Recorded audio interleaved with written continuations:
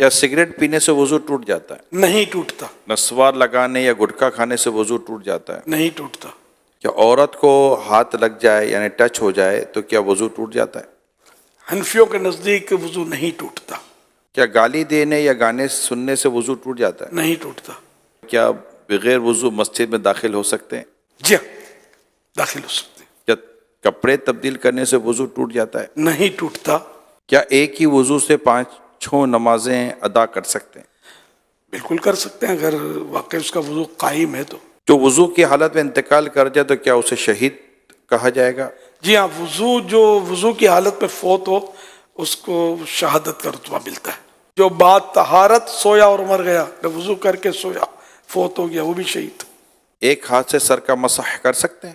ہو جائے گا۔ مسئلہ سر کا مسح کیسے کرنا چاہیے؟ سنت تو یہ ہے کہ جیسے کہ دونوں ہاتھ تر ہیں اور سیدھے یہ ہاتھ ملا کے اس طرح لے جائیں کہ ہر بال جو ہے یہ اس پر تری پہنچے پانی کی، سر کے جتنے بال ہیں نا یہ ظاہر ان سب کے اوپر آ جائے، یہ سنت ادا ہو گئی۔ اور چوتھائی سر کا مسا جو ہے یہ فرض ہے۔ گوشت کھانے کے بعد کیا دوبارہ وضو کرنا چاہیے؟ گوشت کھانے سے وضو نہیں ٹوٹتا، اونٹ کا گوشت کھایا تو مستحب ہے کہ وضو کر لے، وضو ٹوٹتا نہیں اس سے بھی۔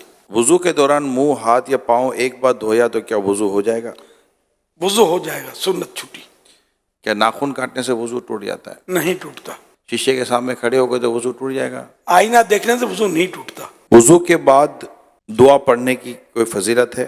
حدیث پاک میں جس نے اچھی طرح وضو کیا اور کلمہ شہادت پڑھا اس کے لیے جنت کے 8 دروازے کھول دیے جاتے ہیں، جس سے چاہے اندر داخل ہو۔ کلمہ شہادت اشہد ان لا الہ الا اللہ و اشہد ان محمد عبدہ و رسولہ صلی اللہ علیہ وسلم، لیکن ساتھ میں یہ کہ اچھی طرح وضو کیا۔ یہ دشواری، اس میں تھوڑی کمزوری ہے ہماری کہ اچھی طرح وضو ہم کرتے نہیں ہیں۔ کیا ہنسنے سے وضو ٹوٹتا ہے؟ نماز کے علاوہ ہنسنے سے وضو نہیں ٹوٹتا۔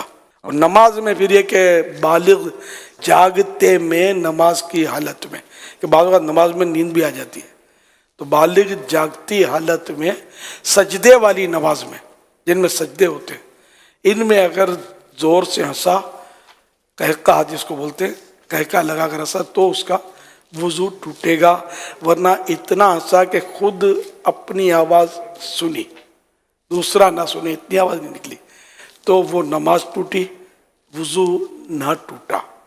اب مسکرایا، کچھ بھی نماز نہ آواز آئی نہ خود کو نہ کسی کو، تو نہ نماز ٹوٹی نہ وضو ٹوٹا۔